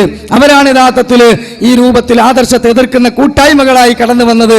അല്ലാതെ ഒരിക്കലും തന്നെ യഥാർത്ഥ ഹക്ക് കൊണ്ടടക്കുന്ന വാഹകർ എക്കാലത്തും ഇവിടെ കേരളത്തിൽ ഉണ്ടായിട്ടുണ്ട്. അത് ഇനിയും തുടർന്നുകൊണ്ടേയിരിക്കും. ഇവിടെ 924 ജംഇയ്യത്തുൽ ഉലമയിൽ നിന്ന് അതിന്റെ എല്ലാ തരത്തിലുള്ള പവിത്രതയെയും കളങ്കപ്പെടുത്തിക്കൊണ്ട് 26 സമസ്ത എന്ന തലക്കെട്ട് ചേർത്തുകൊണ്ട് ആദ്യമായി പുലർന്നു പോയത് ആരാ? ഈ പണ്ഡിത സഭ എന്ന് പറഞ്ഞ മുജാഹിദ് പ്രസ്ഥാൻ രൂപീകരിച്ച ഈ പണ്ഡിത സഭയിൽ ആദ്യമായി പോയത് സമസ്തക്കാരാണ്. പിന്നീട് സ്വാതന്ത്ര്യാനന്ദ ഇന്ത്യക്ക് ശേഷം ഈ മുജാഹിദ് പ്രസ്ഥാനത്തിന്റെ കൂടെ തന്നെ ഒരുമിച്ച് പ്രവർത്തിച്ചിരുന്ന പല ആളുകളും അബുൽ അല മൗദൂദിയുടെ പിഴച്ച ചിന്താഗതി നെഞ്ചിലേറ്റുകയും അത് മണ്ടയിലേറ്റുകയും ഇസ്ലാമിന്റെ സാങ്കേതിക ശബ്ദങ്ങളെ രാഷ്ട്രീയമായി വ്യാഖ്യാനിച്ചുകൊണ്ട് ഹലാമും ഹറാമും വേർതിരിച്ച് ഹറാമും ഹലാലും അവർ സ്വന്തം പറഞ്ഞ് തൗഹീദും ശിർക്കുമൊക്കെ അവർ തന്നെ ഉണ്ടാക്കി അഹ്ലു സുന്നത്ത് വൽ ജമാഅത്തിന്റെ വൃത്തത്തിൽ നിന്ന് അവരെന്ത് ചെയ്തു? പിഴക്കുകയും അവർ പുറത്തുപോയി ഒരു ജംഇയ്യത്തുൽ ഉലമ ഉണ്ടാക്കി പോവുകയും ചെയ്തു. അപ്പോഴും ഈ തറവാട് ആ പ്രമാണത്തിന്റെ അടിസ്ഥാനത്തിൽ ഉറച്ചു നിൽക്കുകയാണ്. പ്രിയപ്പെട്ട സഹോദരങ്ങളെ, പിന്നീട് നമുക്കറിയാം ചേകന്നൂരിനെ പോലെയുള്ള ആളുകൾ, CN പോലെയുള്ള ആളുകൾ ഒറ്റപ്പെട്ട പിഴച്ച വാദങ്ങളുമായി വന്നു. അന്നൊക്കെ മുജാഹിദ് പ്രസ്ഥാനത്തിനകത്ത് ഖുർആനും സുന്നത്തും അംഗീകരിക്കുകയും സലഫുകളുടെ മാർഗമാണ് ഉൾക്കൊള്ളേണ്ടതെന്ന് പറയുകയും ചെയ്തപ്പോൾ നമ്മളവരെ ബഹുമാനിച്ചു, ആദരിച്ചു, അവർക്ക് പ്രഭാഷണ വേദികൾ നൽകി. പക്ഷേ ആ വീക്ഷണത്തിൽ അവർ വിട്ടുപോയപ്പോൾ അവരോടുള്ള ബഹുമാനം നിലനിർത്തി. അങ്ങനെ എന്ത് ചെയ്തു? അവരങ്ങോട്ട് പുറത്തുപോയി. പിന്നീട് 2002 വലിയ ഒരു പിളർപ്പിലേക്ക് എത്തിയ സംഭവമാണ് ഹുസൈൻ മടവൂരുമായി ബന്ധപ്പെട്ടുകൊണ്ട് ഈ പ്രസ്ഥാനത്തിലുണ്ടായത്. അദ്ദേഹവും ഏതാനും ചില വ്യക്തികളും ഉൾക്കൊണ്ട ചിന്താധാര ഇതിലെ യുവാക്കൾക്കിടയിൽ, വിദ്യാർത്ഥികൾക്കിടയിൽ, ഈ കേരളത്തിൽ മുജാഹിദീന്റെ സാധാരണക്കാരായ ആളുകൾക്കിടയിൽ, ഈ സമൂഹത്തിനിടയിൽ തന്നെ അടിച്ചേൽപ്പിക്കാൻ ശ്രമിച്ചു. അത് അഹ്ലു സുന്നത്ത് വൽ ജമാഅത്തിന്റെ മാർഗമല്ല, അത് മധ്യകാല ക്രിസ്ത്യാനികളുടെ ലൈനാണ്. തൗഹീദിന്റെ ക്രമം അട്ടിമറിക്കാൻ പാടില്ല, സ്വഹീഹായ ഹദീസുകളെ ബുദ്ധിക്കനുസരിച്ച് വ്യാഖ്യാനിക്കാൻ പാടില്ല. അങ്ങനെ ശക്തമായി നമ്മൾ ഏറ്റുമുട്ടി. അവരും എന്ത് ചെയ്തു? നിലനിൽപ്പിന് വേണ്ടി പുതിയൊരു സംഘമുണ്ടാക്കിക്കൊണ്ട് പുറത്തുപോയി. പ്രിയപ്പെട്ടവരെ, അതിനുശേഷമാണ് പിന്നീട് ആ രൂപത്തിൽ മുന്നോട്ട് പോകുമ്പോൾ വളരെ നല്ല അന്തരീക്ഷം നിലനിൽക്കെ വീണ്ടും ഇതാ ഈ രൂപത്തിൽ മടവൂരിസം പുറത്തുവിട്ട അതേ ചിന്താഗതികൾ നിലനിർത്തിക്കൊണ്ട് ഇവിടെ പല വിഷയങ്ങളെയും യഥാർത്ഥത്തിൽ ഉൾക്കൊള്ളാൻ സാധിക്കാത്ത ഒരുപാട് ഹദീസ് നിഷേധികളും അതുപോലെ തന്നെ ഒരുപാട് പ്രമാണിമാരും ഒരുപാട് രാഷ്ട്രീയ പ്രേമികളും മതത്തെക്കാൾ, ആദർശത്തെക്കാൾ, പ്രസ്ഥാനത്തെക്കാൾ രാഷ്ട്രീയത്തെ സ്നേഹിക്കണമെന്ന് വിചാരിക്കുന്നവരും ഇതിനകത്തേക്ക് വീണ്ടും കടന്നുകൂടി. അതങ്ങനെ തന്നെയാണ്. അത് എത്ര ശ്രദ്ധിച്ചാലും അത് വീണ്ടും വീണ്ടും അരിച്ചിറങ്ങും. അങ്ങനെ എന്തായി? അവരാണ് വീണ്ടും പ്രശ്നങ്ങൾ സൃഷ്ടിച്ചത്. അവർ വീണ്ടും അവരുടേതായ വീക്ഷണങ്ങളിലൂടെ, അവരുടേതായ ചിന്താധാരകളിലൂടെ ഈ പ്രസ്ഥാനത്തെ അവർ പിടിച്ചടക്കി. ഇതിന്റെ ലെറ്റർ ബോർഡും സീലും അതുപോലെ KNM KJU എന്ന ഈ രൂപത്തിൽ നമ്മൾ നിർമ്മിച്ച ഭൗതികമായ 2 ദഅവാ പ്രബോധന സംരംഭവും തങ്ങളുടെ സ്വാർത്ഥ താല്പര്യത്തിന് വേണ്ടി അവർ പിടിച്ചടക്കുകയും എന്നിട്ട് കവലകളിൽ ഈ രൂപത്തിൽ പ്രമാണവിരുദ്ധമായ രൂപത്തിലുള്ള പ്രഭാഷണങ്ങളിലൂടെ സഹോദരങ്ങളെ അവർ നടക്കുകയും ഇതിനു വേണ്ടി പേനയുന്തുന്ന, ഈ ആദർശത്തിന് വേണ്ടി ഘോരഘോരം ശബ്ദിക്കുന്ന, തൗഹീദിന് വേണ്ടി ശിർക്കിനെതിരെ, ബിദഅത്തുകൾക്കെതിരെ, സമൂഹത്തിൽ ഇടമാറിക്കൊണ്ടിരിക്കുന്ന അന്ധവിശ്വാസങ്ങൾക്കെതിരെ ശക്തമായി പ്രബോധനം ചെയ്യുന്ന തൗഹീദിന്റെ ഗർജസിംഹങ്ങളായ എഴുത്തുകാരെയും പണ്ഡിതന്മാരെയും പ്രഭാഷകന്മാരെയും പ്രവർത്തകന്മാരെയും ശിർക്കാരോപിച്ച് മുദ്രകുത്തി പ്രസ്ഥാനത്തിൽ അകറ്റി നിരുപാധികം പിരിച്ചുവിടുകയാണ് ചെയ്തത്, പിരിഞ്ഞു പോവുകയല്ല ചെയ്തത്. ആ രൂപത്തിൽ അവസ്ഥാവിശേഷം കടന്നു വരൂ. എന്തുകൊണ്ട്? യഥാർത്ഥത്തിൽ ചില ആളുകൾ അവരുടെ സ്വാർത്ഥ താല്പര്യങ്ങൾ നിലനിർത്താൻ ശ്രമിച്ചു. ചില ആളുകൾക്ക് സംഘടന എന്നത് ആദർശത്തിനേക്കാൾ വലിയ പ്രാധാന്യമായി. കാരണം സംഘടനയിലെ സെക്രട്ടറിയും പ്രസിഡന്റും നേതാവൊക്കെ ആകുക എന്ന് പറഞ്ഞ സമൂഹത്തിലെ അംഗീകാരമാണ്, രാഷ്ട്രീയക്കാരിൽ സ്വാധീനമാണ്, അതുപോലെ തന്നെ അതൊരു പ്രത്യേക ലഹരിയാണ്. അതിൽ മുങ്ങിക്കുളിച്ചവർ ഈ പ്രസ്ഥാനത്തിന്റെ ഈ ആദർശ പ്രബോധനം തടസ്സപ്പെടുത്തി അവരാണ് ഈ രൂപത്തിൽ നശിപ്പിച്ചത് എന്ന് കൃത്യമായി ഈ സദസ്സിലിരിക്കുന്ന പ്രവർത്തകരോടും മാലോകരുടെ മുമ്പിലും ഞങ്ങൾ മറയില്ലാതെ തുറന്നു പറയുകയാണ്. പ്രിയപ്പെട്ടവരെ, അത് ഞങ്ങൾക്ക് മടിയില്ല. അത് കേവലം ഒരു വൈകാരിക പ്രാസംഗികനായിക്കൊണ്ട് വന്നിട്ട് നീ പറയല്ലേ, പക്വതയുള്ള ഒറ്റാളും പറയില്ല എന്ന് പറയണ്ട. നല്ല പക്വതയുള്ള ദീർഘവീക്ഷണമുള്ള ഈ പ്രസ്ഥാനത്തിലെ പിരിച്ചുവിട്ട ISMന്റെ നേതാക്കന്മാർ തന്നെ പറയുന്നത് നിങ്ങളൊന്ന് കേട്ടോളൂ. കൃത്യമായി കൊണ്ട് ബഹുമാനായ നമ്മുടെ ടി കെ അഷ്റഫ് പറയുന്നത് നിങ്ങൾ ശ്രമിക്കുക. കൊണ്ടുവന്നത് കാരണം എന്താ അറിയോ, ഇത് കൈവിട്ടു പോയി. റുഖിയ ശറിയ എന്നുള്ള വിഷയം കൈവിട്ടു പോയപ്പോ പിന്നെ കൊണ്ടുവന്ന വിഷയമാണ് യഥാർത്ഥത്തിൽ ഈ പറയുന്ന സംഗതി എന്ന് പറയുന്നത്. അതിന്റെ പരിണിതിയാണ് യഥാർത്ഥത്തിൽ ഇപ്പോൾ നമ്മൾ കണ്ടുകൊണ്ടിരിക്കുന്നത് എന്ന് നമ്മൾ മനസ്സിലാക്കേണ്ടതുണ്ട്. സഹോദരങ്ങളെ, ആ സമയത്ത് പുളിക്കൽ മദീനത്തുൽ ഉലൂമിൽ ചേർന്ന ചർച്ചയുടെ സമയത്ത് ആ തീരുമാനം വന്നപ്പോ ഇവർ ആയുധം നഷ്ടപ്പെട്ടു എന്ന് ഞാൻ പറഞ്ഞല്ലോ. അതിന് തെളിവ് ഏത് നോക്കിയാൽ മതി അറിയോ? KKP അബ്ദുള്ളയുമായി നമ്മുടെ പാണ്ടിക്കാടുള്ള സാലിം എന്ന് പറയുന്ന സുഹൃത്ത് സംസാരിച്ച ഒരു ക്ലിപ്പുണ്ട്, അത് നിങ്ങൾ കേട്ടാൽ മതി. അതിൽ അദ്ദേഹം തുറന്നു പറയുന്നുണ്ട് എന്ത്, ഈ അജണ്ട ആരൊക്കെ അബ്ദുറഹ്മാൻ സലഫി ഇവിടെ ഒത്താശയോടുകൂടി ഈ മടവൂരി ചാരനെ ഉപയോഗിച്ചുകൊണ്ട് അവർ നടത്തിയ ഒരു കളി ഉണ്ടായിരുന്നു. സക്കരിയ വിഭാഗം എന്ന് പറയുന്ന ഒരു വിഭാഗത്തിലുണ്ട് എന്ന് ആ സമയത്ത് വരുത്തി തീർക്കാൻ അങ്ങനെ ശ്രമിച്ച് അന്ധവിശ്വാസത്തിലേക്ക് ഒരു പിൻവിളി എന്നുള്ള പുസ്തകം എഴുതി, അതേപോലെ തന്നെ CD നമ്മുടെ പണ്ഡിതന്മാരെയൊക്കെ കൊണ്ടുപോയി കാണിച്ചു കൊടുത്ത് ഇങ്ങനെ ഒരു തീരുമാനങ്ങൾ എടുക്കാൻ വേണ്ടി ശ്രമിക്കുകയായിരുന്നു. അപ്പോഴാണെന്ത്, ഈ പുളിക്കൽ 10 പണ്ഡിതന്മാർ ചേർന്നുകാണ്ട് ഇതിന്റെ ഒക്കെ പിന്നെ വേര് വെട്ടുന്ന രീതിയിലുള്ള തീരുമാനം ഉണ്ടാകുന്നത്. അപ്പൊ അദ്ദേഹം പറയുന്നുണ്ട് സാലിമിനോട്, ഇനി എല്ലാം പോയി, ഇന്ന് പോയിട്ട് നിങ്ങൾ ആ ക്ലിപ്പ് ഒന്ന് കേൾക്കണം. സാധാരണ മുമ്പ് കേട്ടോരും ഇത് ഇപ്പൊ ഈ പറഞ്ഞതിന് ശേഷം അതൊന്ന് കേൾക്കണം. അപ്പോഴാണ് നിങ്ങൾക്ക് അതിന്റെ ഗൗരവം മനസ്സിലായത്, ആ ഗൂഢാലോചനയുടെ ഗൗരവം മനസ്സിലായത്. അവൻ പറയുന്നുണ്ട് ഇനി വരുന്നത് വരട്ടെ, നമ്മൾ ചെയ്യാവുന്നിടത്തോളം ചെയ്തു. അയാൾ ഇതിൽ പോയി പെട്ടതാണ്. ഏല് പുളിക്കൽ മദീനത്തിലുള്ള തീരുമാനത്തിൽ സലഫി പോയി പെട്ടതാണെന്നാ പറയുന്നത്. അത് അവരിങ്ങനെ വിളിക്കുമ്പോ ചെല്ലാതിരിക്കുക എങ്ങനെ, അങ്ങനെ പോയി പെട്ടതാണ്.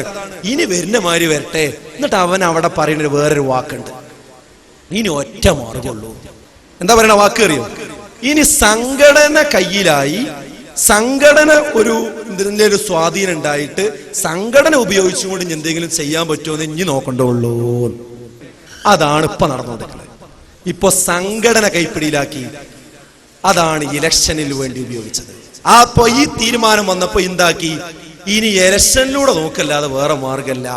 കേട്ടില്ലേ സഹോദരങ്ങളെ, ഇതാണ് സത്യത്തിൽ ഈ മഹത്തായ ആദർശ പ്രസ്ഥാനത്തെ നശിപ്പിച്ചുകൊണ്ടിരിക്കുന്ന ഒരു വൃത്തികെട്ട സംസ്കാരം. എന്താ ബ്രിട്ടീഷ് സംസ്കാരത്തിന്റെ ഭാഗം?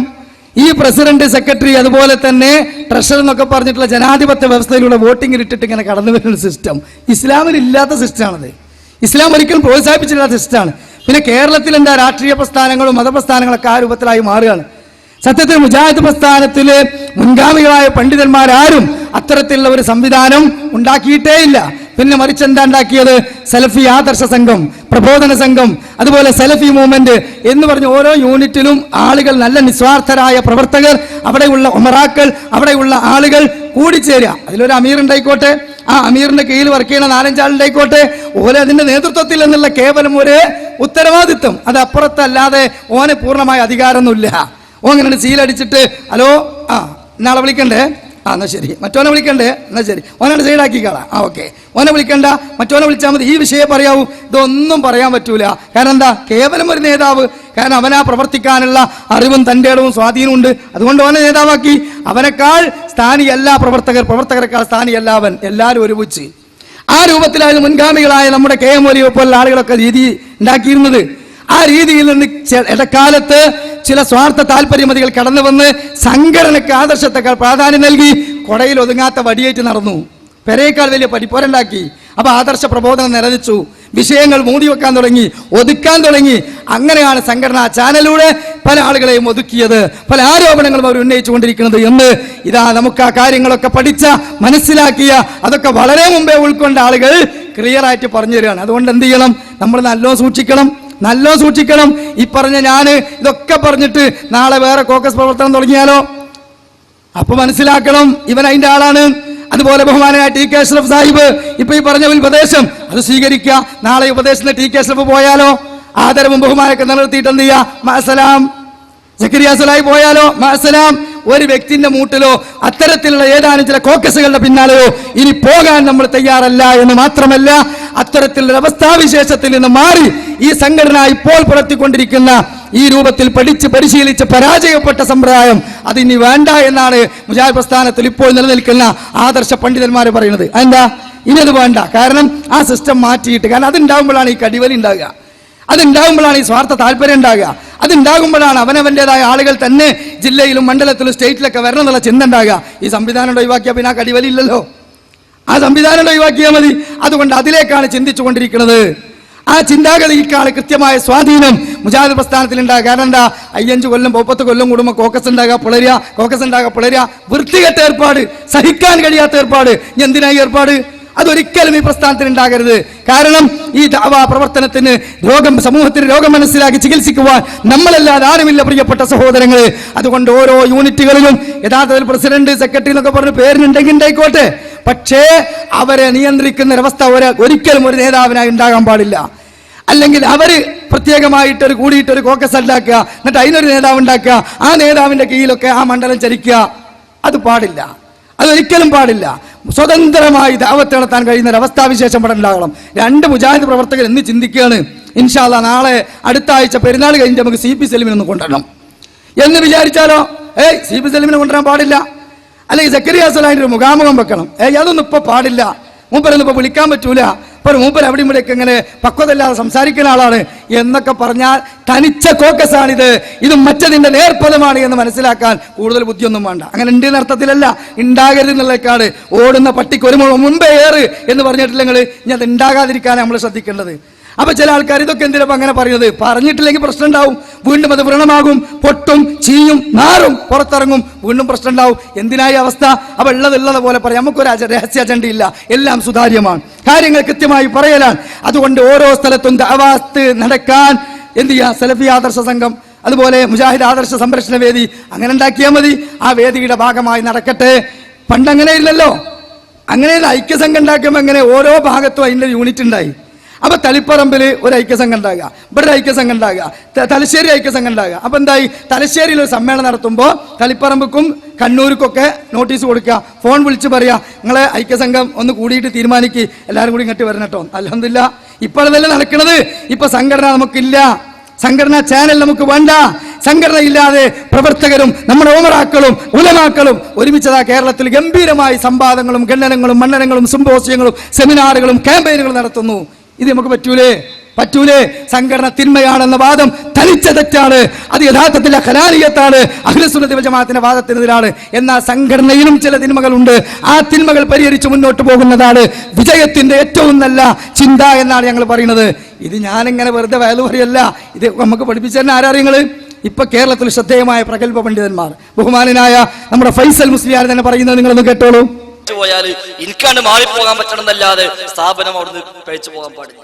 അതിന് പറ്റാവുന്ന രൂപത്തിൽ എല്ലാവരുടെയും ശ്രദ്ധയും ഇടപെടലും പ്രാർത്ഥനകളും എല്ലാം അതിലും വേണം. കാരണം ഇനി ശൈത്താനെ പണി നമ്മളെ അടിയില്ല. ഇനിയിപ്പോ അങ്ങേപ്പുറത്ത് വലിയ പണി എടുക്കേണ്ട ആവശ്യം, അത് വേറെ പലരും എടുക്കുന്നുണ്ട്.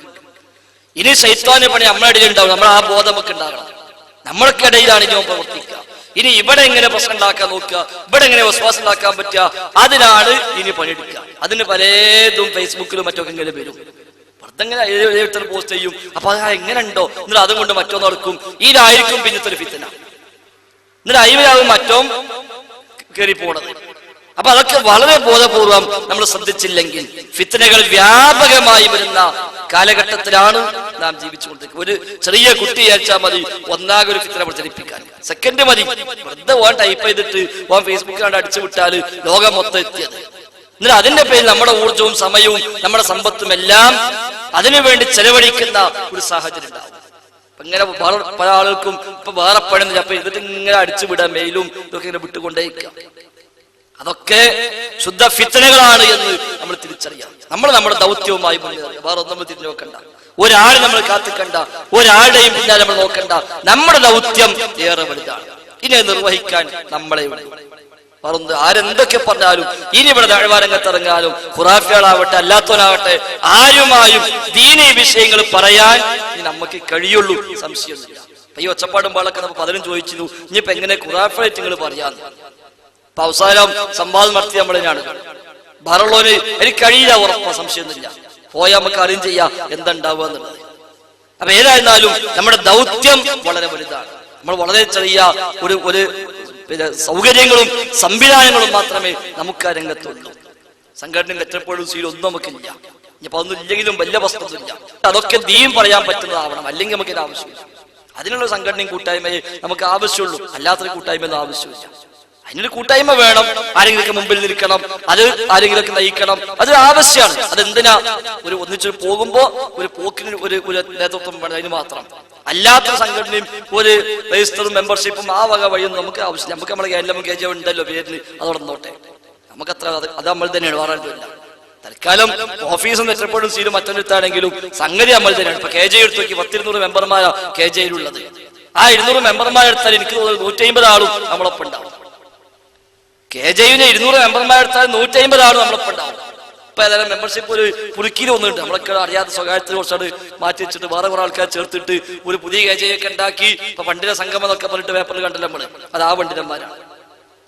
യഥാർത്ഥത്തിൽ KJയിൽ ന്യായമായി മെമ്പർഷിപ്പ് എടുത്തവരിൽ 3/4 ഭാഗവും നമ്മളെ കൂടെ ഉണ്ട്. അപ്പൊ നമുക്ക് ഇനി KJ വേറെ ഉണ്ടാക്കേണ്ട ആവശ്യമില്ല, നമുക്കതന്നെ മതി. പക്ഷെ കാര്യങ്ങൾ നടക്കണം, ദഅവത്ത് നടക്കണം, ദൗത്യങ്ങൾ നിർവഹിക്കപ്പെടണം, ദീൻ ചർച്ച ചെയ്യണം, ദീനിയായി നമുക്ക് അവലംബിക്കാൻ പറ്റാവുന്ന ആളുകൾ ഉണ്ടാകണം, അതിനുള്ള സംവിധാനം സാഹചര്യം ഉണ്ടാകണം. അതിന് ഇൻഷാ അല്ലാഹ് എല്ലാ വഴികളും ആലോചിച്ചുകൊണ്ടിരിക്കുന്നു. അതൊക്കെ ഇൻഷാ അല്ലാഹ് നടക്കുകയും ചെയ്യും. അപ്പൊ നമ്മൾ അൽഹംദുലില്ലാഹ്, ഇതാണ് സഹോദരങ്ങളെ പണ്ഡിതന്മാർ നൽകുന്ന ഉപദേശം. ഇത് നമുക്ക് സ്വീകരിച്ചൂടെ?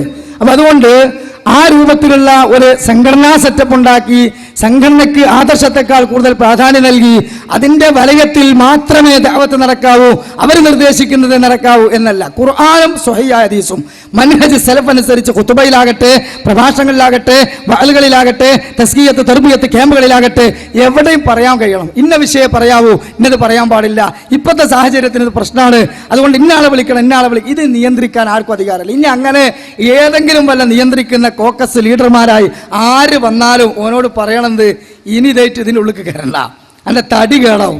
കാരണം ഇത് ഇവിടെ കുറെ കാലമായി ഞങ്ങൾ കണ്ട് അനുഭവിച്ചു പോകുന്നതാണ്. ഇനി നമുക്ക് ഈ സംവിധാനം വേണ്ട.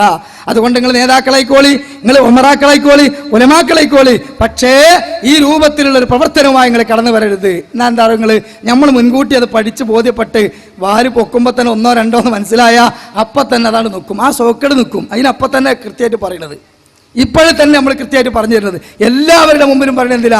ഈ ആദർശ സംഘത്തിന്റെ മേന്മ അതാണ് സഹോദരങ്ങളെ, വ്യതിരക്തത അതാണ്. അതുകൊണ്ട് ഈ ബഹുമാനനായ TK അഷ്റഫ് പറഞ്ഞില്ലേ ഈ പ്രസ്ഥാനത്തിൽ എങ്ങനെയാ കോക്കസ് ഉണ്ടായതെന്ന്. പ്രസ്ഥാനത്തിന്റെ ചട്ടക്കൂടുണ്ടായാൽ ഒരാളുടെ പേര് പല ആരോപണം പറഞ്ഞു ഒതുക്കാൻ പറ്റും എന്നുള്ളതും TK അഷ്റഫ് പറഞ്ഞെന്നില്ല നിങ്ങൾക്ക്. അദ്ദേഹം പറഞ്ഞതുപോലെ ആ ദീർഘവീക്ഷണം ഉൾക്കൊണ്ടുകൊണ്ട് ഫൈസൽ മൗലവി നമ്മൾ പറഞ്ഞതുപോലെ കാര്യങ്ങൾ ഉൾക്കൊള്ളുക. അവസാനമായി ആ വിഷയത്തിന്റെ ഒരു അവലോകനം എന്നുള്ള നിലക്ക് പണ്ഡിതനായ ഈ വിഷയത്തിൽ ഒറ്റപ്പെട്ട സമയത്ത് അദ്ദേഹം കേരളത്തിൽ ശിർക്കാരോപണം വന്നപ്പോൾ ഒറ്റയാൾ പടയാളയായി നടക്കുകയും അങ്ങനെ ആദർശം വിശദീകരിച്ചപ്പോൾ സംഘടനയുടെ എല്ലാ സൗകര്യങ്ങളും അപ്പുറത്തുണ്ടായിട്ടും ആ കരാള ഹസ്തം ഭേദിച്ചുകൊണ്ട് ആദർശത്തെ സ്നേഹിച്ച് കേവലം ഒരു വ്യക്തിയെ കണ്ടിട്ടല്ല ആദർശത്തിന്റെ മേന്മ ഇപ്പുറത്താണ് എന്ന് മനസ്സിലാക്കിയിട്ട് കൂട്ടായ്മയോടുകൂടി കടന്നു വന്നു. അൽഹംദുലില്ലാഹ്, അതിന് നേതൃത്വം നൽകിയ ബഹുമാനനായ ഡോക്ടർ KK സക്കരിയ സലാഹി കൂടി ആ വിഷയം പറയുമ്പോൾ TK അഷ്റഫ് പറഞ്ഞതും ഫൈസൽ മൗലവി പറഞ്ഞതും നമ്മൾ അംഗീകരിക്കേണ്ടതാണെന്ന് അതിലൂടെ ബോധ്യപ്പെടും. പ്രിയപ്പെട്ടവരെ കേട്ടോളൂ. അതുകൂടെ അജണ്ടയുണ്ടോ? മടവൂരിസത്തിന് എന്താ അജണ്ട? അത് നിങ്ങൾക്ക് ഇപ്പൊ അജണ്ട ഉള്ളൂ. അതുകൊണ്ട് സുഹൃത്തുക്കളെ മനസ്സിലാക്കിക്കോളൂ, ഇത് മടവൂരിസവുമായി ആദർശപരമായ ലയനം നടന്നുപോയിരിക്കുന്നു. സംഘടനാപരമായ ലയിക്ക് അപ്പുറത്തും ഇപ്പുറത്ത് ഈഗോ പ്രശ്നമുള്ളവരുണ്ടല്ലോ. അത്രയും സലഫി സമ്മതിക്കോ ഹുസൈൻ മടവൂരി ഇങ്ങോട്ട് വരാൻ? ഇപ്പൊ ഇയാള് ഗ്ലാമർ പോയില്ലേ, അപ്പൊ പിന്നെ അവിടെ അടി തുടങ്ങുമല്ലോ. അതുകൊണ്ട് അത് മാത്രമേ ബാക്കിയുള്ളൂ. സുഹൃത്തുക്കളെ, നിങ്ങളാരും വിചാരിക്കണ്ട ഞങ്ങളൊരു 3ാം മുന്നണി ഉണ്ടാക്കി വരുന്നു. ആരും പേടിക്കണ്ട, ഞങ്ങൾ അങ്ങനെ സംഘടന ഉണ്ടാക്കാൻ ഉദ്ദേശിക്കുന്നേ ഇല്ല. അങ്ങനെ ഒന്നും ഉണ്ടാക്കിയാൽ 10 കൊല്ലം കഴിഞ്ഞാൽ അതിലും തുടങ്ങും ഇജാദിയൊക്കെ. ഞങ്ങൾക്ക് ഇപ്പൊ ദഅവത്ത് സ്മൂത്ത് ആയിട്ട് നടക്കുന്നുണ്ട്, കേരളം മുഴുവൻ നടക്കുന്നുണ്ട്. സംഘടന ഇല്ലെങ്കിലും ദഅവത്ത് നടത്താമെന്ന് ഞങ്ങൾ തെളിയിച്ചു കഴിഞ്ഞു. സംഘടനാ ചാനലിലുള്ള ഏതെങ്കിലും 3 കുബുദ്ധികൾ വിചാരിച്ചാൽ കേരളത്തിലെ സലഫി ദഅവത്ത് മുടക്കാമെന്ന് വിചാരിക്കുന്നെങ്കിൽ ഇത് ജനാധിപത്യ രാജ്യമാണ്. ഇവിടെ ഒരു വ്യക്തിന്റെ പേരിൽ പെർമിഷൻ കൊടുത്താൽ പെർമിഷൻ കിട്ടുന്ന നാടാ. അഭിപ്രായ സ്വാതന്ത്ര്യം എന്നത് മൗലിക അവകാശമാണ്. അതുകൊണ്ട് എല്ലാ സ്ഥലത്തും സ്മൂത്ത് ആയിട്ട് ഇപ്പൊ ദഅവത്ത് നടക്കുന്നുണ്ട്. ഓരോ സ്ഥലത്തും കൂട്ടായ്മകളുണ്ട്. സലഫി ഐക്യ സംഘം, ഇവിടെ സലഫി മൂവ്മെന്റ് ഒക്കെ ഉണ്ടാകും. ഒരു പ്രശ്നമാണ്. ഇത് ജനാധിപത്യ രാജ്യമാണ്. ഞങ്ങളൊരു സംഘടന ഉണ്ടാക്കിയിട്ട് ചിലവരുണ്ടാവും ഇപ്പൊ അങ്ങനെ ഈ ചാൻസിലൊന്ന് കയറിയ അവിടെ ഏതായാലും ഇപ്പൊ സെക്രട്ടറി ആകില്ല, ഇങ്ങോട്ട് ചാടിയ ഇവിടെ സെക്രട്ടറി ചെയ്യാൻ പറ്റുമോ? ഇവിടെ ആ ജാതി ഒന്നും ഇങ്ങോട്ട് കയറണ്ട, അതൊന്നും ഇവിടെ വേണ്ട. ഞങ്ങൾ അതിനോട്ട് സംഘടന ഉണ്ടാക്കുമെന്ന് വിചാരിക്കും വേണ്ട. എന്നിട്ട് 3-ാം കൊല്ലം ഒരു തെരഞ്ഞെടുപ്പ്, എന്നിട്ട് അതിനൊരു വോട്ട് പിടുത്തം, എന്നിട്ട് ഇവൻ അങ്ങോട്ട് പിടിച്ച് തള്ളി, ഇവൻ ഒറ്റൻ ഇങ്ങോട്ട് പിടിച്ച് തള്ളി. ഞങ്ങൾ സലഫി ദഅവത്ത് ഇവിടെ നടത്തും. അതാർക്കും തടയാൻ കഴിയില്ല, ഒരു സംഘടനക്കാരനും തടയാൻ കഴിയില്ല. അതുകൊണ്ട് സംഘടനകൾക്ക് അതീതമായി ചിന്തിക്കുന്ന, സലഫിയത്തിനെ സ്നേഹിക്കുന്ന എല്ലാവർക്കും ഈ കൂട്ടായ്മയിലേക്ക് സ്വാഗതം. സെക്രട്ടറി പ്രസിഡന്റ് ഞെളിയാനാണെങ്കിൽ ഒരു ഒറ്റത്തിനും ഇങ്ങോട്ട് വരണ്ട. നല്ല സലഫിയത്ത് ഉൾക്കൊണ്ട് ജീവിതത്തിൽ പകർത്താൻ തയ്യാറുണ്ടോ അവനെ മതി. പണ്ടത്തെ പിളർപ്പിൽ ഒരു കള്ളിത്തെറിയെങ്കിൽ കള്ളിത്തെറി നമ്മൾ അനുകൂലിക്കുന്ന ആളിൽ നിന്ന് ഓന്റെ പിന്നാലെ കൂടി ആ കള്ളിത്തെറികൾ അപ്പൊ പ്രശ്നമുണ്ടാക്കിയത് മനസ്സിലായില്ല. വായക്കാട് ആരുമില്ലേ, ഒരു കള്ളിത്തെറിയെങ്കിൽ കള്ളിത്തെറി എന്നാ ഓനാണ് സപ്പോർട്ട് ചെയ്യാ. അങ്ങനെ സപ്പോർട്ട് ചെയ്ത് താളുണ്ടാക്കണ പരിപാടി ഇതിലില്ല. അതിനാരും നിൽക്കും വേണ്ട, ഒരാളും ഇല്ലെങ്കിലും ശരി. ഇത് സലഫി ദഅവത്താണ്. അള്ളാന്റെ റസൂൽ പറഞ്ഞിട്ടുണ്ട്, അവസാന കാലത്ത് റസൂൽ കൊണ്ടുവന്ന ദീൻ ആ കൊണ്ടുവന്ന കാലത്തേക്ക് തിരിച്ചു പോകും. അന്ന് ഈ ദഅവത്ത് ഏറ്റെടുത്തവർ ഖുറബാ, നാട്ടിൽ ഒറ്റപ്പെട്ടവരായിരിക്കും. അവരാർക്കും പരിചയം ഉണ്ടാവില്ല. ആ ഖുറബാഇന്റെ സ്വഭാവം എന്തായിരിക്കും? അന്നുസാഉ മിനൽ ഖബായിൽ, കുടുംബങ്ങളിൽ നിന്ന് ബഹിഷ്കരിക്കപ്പെട്ടവരായിരിക്കും അവർ. മാത്രല്ല അവരനുസരിക്കുന്നവർ കുറവായിരിക്കും, അവർ എതിർക്കുന്നവരായിരിക്കും ബഹുഭൂരിഭാഗവും. ഞങ്ങൾ അത് ഏറ്റെടുക്കുകയാണ്. ആ ചരിത്രപരമായ ദൗത്യം ഞങ്ങൾ ഏറ്റെടുക്കുകയാണ്. അതുകൊണ്ട് സുഹൃത്തുക്കളെ, ഞാൻ ഇവിടുത്തെ സമസ്തക്കാരോടും ജമാഅത്തുകാരോടും മടവൂരികളോടും എല്ലാവരോടും പറയാനുള്ള എന്താണെന്നറിയോ? ഞങ്ങളൊരു സംഘടന ഉണ്ടാക്കിയിട്ട് ഒരു 3-ാം മുന്നണി ഉണ്ടാക്കാനുള്ള ശ്രമമാണ് എന്ന് നിങ്ങൾ കരുതേണ്ടതില്ല. അതിനാരും വെള്ളം കാച്ചിരിക്കും വേണ്ട. ഞങ്ങൾ അതിന് തയ്യാറായിട്ടില്ല, തയ്യാറാവുകയുമില്ല എന്ന് പ്രത്യേകം ഓർമ്മപ്പെടുത്തുകയാണ്. പ്രിയപ്പെട്ട സഹോദരങ്ങളെ, ഞാൻ അവസാനിപ്പിക്കുമ്പോൾ ഇവിടെ കൂടിയിട്ടുള്ള ആദർശബോധമുള്ള ചെറുപ്പക്കാരോട്, അവർക്ക് നേതൃത്വം നൽകുന്ന വളരെ നല്ല നിസ്വാർത്ഥരായ ആളുകളോട് പറയാനുള്ളത്, ഈ നാടുകളിൽ അന്ധവിശ്വാസം വർദ്ധിച്ചുകൊണ്ടിരിക്കുകയാണ്. ശിർക്ക് ബിദഅത്ത് ഖുറാഫാത്തുകൾ തലം കെട്ടിക്കൊണ്ടിരിക്കുകയാണ്. പ്രമാണവിരുദ്ധമായ നിലപാടുകൾ ഉണ്ടാവുകയാണ്. അവിടെയെല്ലാം ഇളക്കം സൃഷ്ടിക്കേണ്ടത്, വിപ്ലവം സൃഷ്ടിക്കേണ്ടത് ഈ സിറ്റി മണ്ഡലത്തിലെ അല്ലെങ്കിൽ ഈ സിറ്റിയിലെ പ്രവർത്തകരും നേതാക്കന്മാരുമാണ്. ഒരു മതിൽ പോലെ, ഒരു വലിയ മതിൽക്കെട്ട് പോലെ ഒരുമിച്ച് നിന്നുകൊണ്ട് ഈ ആദർശത്തിന് വേണ്ടി ദഅവത്ത് മുന്നിൽ കണ്ടുകൊണ്ട് അതിനുള്ള ഒരു ഭൗതിക ചട്ടക്കൂട് മാത്രമാണ് പ്രസ്ഥാനമെന്ന നീയത്തോടുകൂടി, ഉദ്ദേശത്തോടുകൂടി ഇവിടെ എന്നല്ല ഈ കണ്ണൂരിന്റെ എല്ലാ ഭാഗങ്ങളിലും ഇത്തരത്തിലെ കൂട്ടായ്മകൾ നിങ്ങൾ ഉണ്ടാക്കണം. ആര് നിയന്ത്രിച്ചാലും ശരി, ആര് നമ്മെ അതിന് തടയിട്ടാലും ശരി, എന്തൊക്കെ മുടക്കുകൾ വന്നാലും ശരി, അതിനുള്ള കൂട്ടായ്മകൾ നമ്മൾ ഉണ്ടാക്കി മുന്നോട്ട് പോകണമെന്ന് മാത്രമല്ല, നേതൃത്വത്തിൽ വരുന്നവർ, പ്രമാണത്തിന്റെ അടിസ്ഥാനത്തിൽ സംസാരിക്കാൻ രംഗത്ത് വരുന്നവർ, പണ്ഡിതനാകട്ടെ, നേതാവാകട്ടെ, യൂണിറ്റിലെ പ്രവർത്തകനാകട്ടെ, അവൻ ദീൻ ഉൾക്കൊണ്ടവനാകണം, സമൂഹത്തിന് മാതൃകയുള്ളവനാകണം. പലിശയെ ഭക്ഷിക്കുന്ന, ഹറാമുകൾ കേൾക്കുന്ന, കാണുന്ന, നിര്യാണിക്ക് താഴെ വസ്ത്രം താഴ്ത്തുന്ന, അതുപോലെ തന്നെ മ്യൂസിക്കൽ കേൾക്കുന്ന, അതുപോലെ തന്നെ വ്യക്തി ജീവിതത്തിൽ വിശുദ്ധിയില്ലാത്ത, പുറത്തേക്ക് കേവലം ജാട മാത്രമായി രംഗത്ത് വന്നാൽ സമൂഹത്തിൽ യേശുകയില്ല. നമ്മൾ മാതൃകയുള്ളവരാകണം. തസ്കിയത്തും തർബിയത്തും കിട്ടിയ നല്ല ഒരു സലഫി കൂട്ടായ്മ, അതാണ് നമുക്ക് വേണ്ടത്. ആ രൂപത്തിൽ മുന്നോട്ട് കൊണ്ടുപോകാനുള്ള ഒരു നല്ല അവസ്ഥ ഇവിടെ നമുക്കിപ്പോൾ പാകപ്പെട്ടിട്ടുണ്ട്. ആ പാകപ്പെട്ട അവസ്ഥയിലൂടെയാണ് നമ്മൾ മുന്നോട്ട് പോകേണ്ടത്. മറ്റുള്ള ആളുകളുടെ വലയത്തിൽ അകപ്പെട്ടുകൊണ്ട് വീണ്ടും ഇവിടെ ഒരു ദുരന്തമുണ്ടാക്കുന്ന അവസ്ഥാവിശേഷം ഇല്ലാതെ മുന്നോട്ട് പോകാനുള്ള സന്മനസ് കാണിച്ച് വളരെ നല്ല ഐക്യത്തോടുകൂടി, വെറുപ്പും വിദ്വേഷവും ഇല്ലാത്ത മനസ്സുകളോടുകൂടി ഒരുമിച്ച് പ്രവർത്തിക്കുക. അല്ലാഹു സുബ്ഹാനഹു വ തആല നമുക്കതിന് തൗഫീഖ് നൽകുമാറാകട്ടെ. ഞാൻ തുടക്കത്തിൽ ചൊല്ലിവെച്ച ആയത്തിന്റെ അർത്ഥം പറഞ്ഞ് അവസാനിപ്പിക്കുകയാണ്. 33-ാം അധ്യായം സൂറത്ത് അഹ്സാബ് 66, 67, 68 ആയത്ത്. അല്ലാഹു പറയുന്നു, يوم تقلب وجوههم في النار يقولون يا ليتنا أطعنا الله وأطعنا الرسول. അവരുടെ മുഖങ്ങൾ നരകത്തിൽ കീഴ്മേൽ മറിക്കപ്പെടുമ്പോൾ അവർ ആ ശിക്ഷ ആസ്വദിച്ച് കരഞ്ഞവർ പറയും, അല്ലാഹുവിന്റെ റസൂലിന്റെ ഒരു നല്ല മാർഗം ഞങ്ങൾ അനുസരിച്ചിരുന്നെങ്കിൽ എത്ര നന്നായിരുന്നേനെ. എന്നിട്ട് അവിടുന്ന് പറയുന്നു, വഖാലു റബ്ബനാ ഇന്നനാ തഅനാ സാദതനാ വകുബ്റാഅനാ ഫഅദല്ലൂന സബീല. ഞങ്ങളുടെ പ്രമാണിമാർ അല്ലെങ്കിൽ ഞങ്ങളുടെ പണ്ഡിതന്മാർ, സാദാത്യങ്ങൾ എന്ന് പറയുന്ന പ്രമാണിമാർ എന്ന് പറയുന്ന പുരോഹിതന്മാരും അടങ്ങുന്ന ആളുകൾ ഞങ്ങളെ വഴിതെറ്റിച്ച് കളഞ്ഞല്ലോ, ഞങ്ങൾ അവർ അന്ധമായി പിൻപറ്റിയത് കൊണ്ടാണല്ലോ എന്ന് പറഞ്ഞ് നിലവിളിച്ചിട്ട് കാര്യമില്ല. പ്രിയപ്പെട്ടവരെ, അതിൽ രക്ഷപ്പെടാൻ പരമാവധി നമ്മൾ തഖ്വ സ്വരൂപിക്കുക, ദീനനുസരിച്ചുകൊണ്ട് നമ്മൾ ജീവിക്കുക, മുത്തഖീകളായി മുന്നോട്ട് പോവുക. അല്ലാഹു സുബ്ഹാനഹു വ തആല ഈ പരിപാടിയും ഇനി നടത്താൻ ഉദ്ദേശിക്കുന്ന പരിപാടികളും വളരെ നല്ല ഭംഗിയായി മുന്നോട്ട് കൊണ്ടുപോകുവാനും അത് സമൂഹത്തിൽ സ്വാധീനമുണ്ടാകുവാനും നമുക്ക് അല്ലാഹു തൗഫീഖ് നൽകുമാറാകട്ടെ.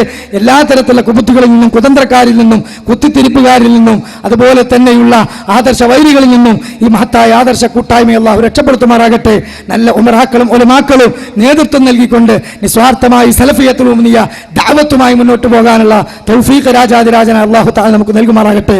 റബ്ബനാ തഖബ്ബൽ മിന്നാ ഇന്നക അൻതസ് സമീഉൽ അലീം വതുബ് അലൈനാ ഇന്നക അൻതത് തവ്വാബുർ റഹീം. അല്ലാഹുമ്മ സ്വല്ലി അലാ മുഹമ്മദിൻ വഅലാ ആലി മുഹമ്മദ്. അഖൂലു ഖൗലി ഹാദാ അസ്തഗ്ഫിറുല്ലാഹ ലി വലക്കും വഅസ്തഗ്ഫിറുൽ മുസ്ലിമീന മിൻ കുല്ലി ദംബ് ഇന്നഹു അൽ ഗഫൂറുർ റഹീം.